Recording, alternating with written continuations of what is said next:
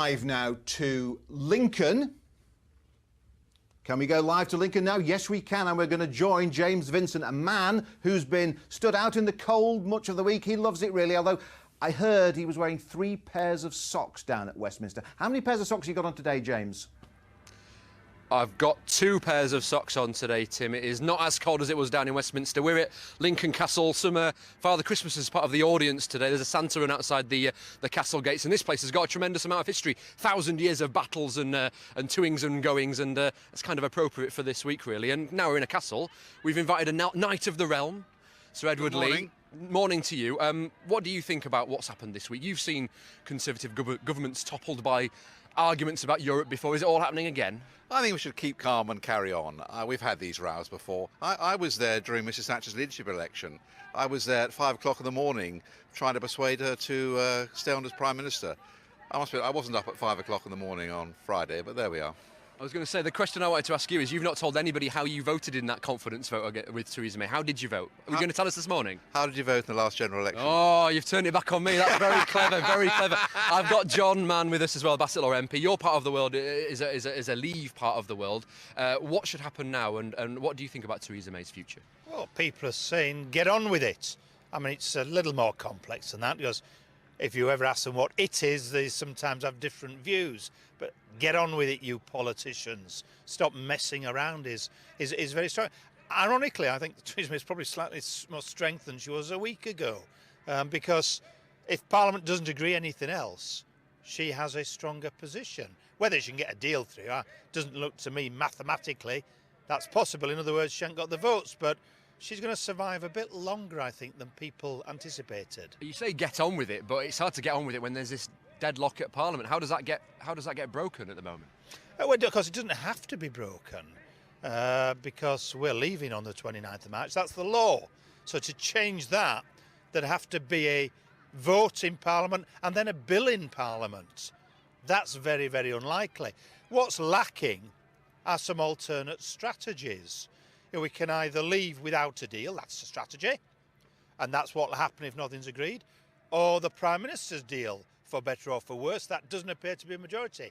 Everyone else, those who are moaning the loudest, have to have an alternate strategy.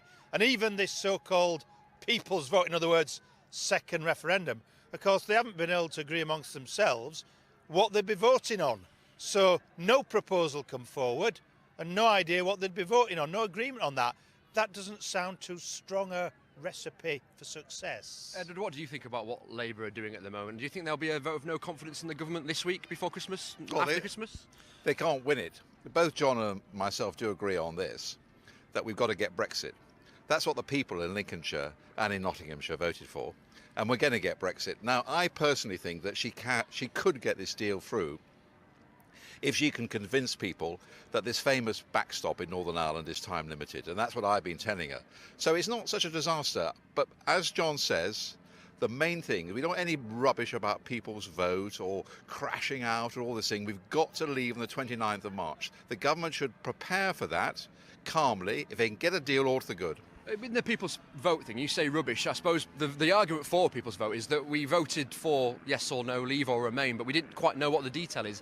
When we get towards knowing the detail, that might not be for a little while, should there not be the people have their chance to have the vote on that? I'm sorry, who were the people last time? In that leaflet paid for by you, the taxpayer, they were told in terms that this was a full and final decision. They weren't aliens, the 70 million people who voted. And we'll probably get the same result. They'll be so angry. And what will be the question? The fact is, this is now down to Parliament. Let's get a grip, get out on the 29th of March. If we can get a deal, all to the good. There's only one final issue which the EU could easily resolve tomorrow just by saying, we'll have a protocol to say this backstop is time limited, which often happens in treaties. So I'm very confident. I don't think it's a disaster. We've just got to deliver what the people want. John, do you think there'll be a vote of no confidence coming from Labour in the government this week or after Christmas? It's got to come at some time, hasn't it? Labour just biding their time. Well, I'd be amazed if there isn't a no confidence proposed. There might be several, but we've got to get that through. I mean, if it gets through, I suppose there's a possibility we could have a general election. Perhaps that will resolve everything. It'll only resolve, though, if one party has a real working majority. What's the most important thing for Labour then? Stopping Brexit, or for some members of the Labour Party, or getting back into power? Because there seems to be a bit of a toing and froing about whether that's either one's going to happen at the moment. Well, we stood on a manifesto that we accepted the decision that the people had made. So that's the mandate we have. I don't think the people would be too happy if, having stood on that manifesto, we were to break it. And so that has to be the priority. Of course, politicians, every politician, Edward and I are probably the only two who are not bothered about being Prime Minister personally in the entirety of Parliament. You know, every politician wants to be in power. That's great when you're in power. Wondered it was that simple. So it's possible that the government will manage to mess it up and get themselves voted out, but I suspect that's the least likely outcome in the next few months. Thank you very much for you two politicians, a Conservative politician, a Labour politician, agreeing with each other, and that might be the theme of the week, because if Theresa May is to get the withdrawal agreement through Parliament, might she have to get some Labour MPs on her side? We'll have to wait and see.